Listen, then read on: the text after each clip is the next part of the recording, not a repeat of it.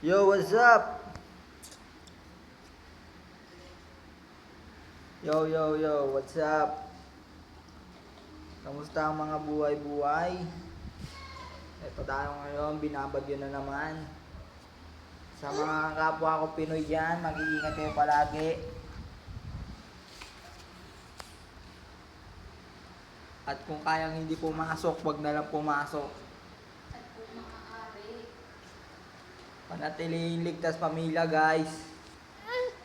Palagi kayo magdadasal. So, ang bilis.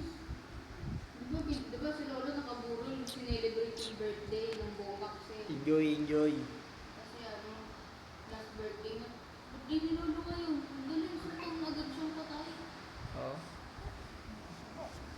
Ikaw, ano masasabi mo sa kanila, Blake? Nya. Ingat kayo lahat, guys.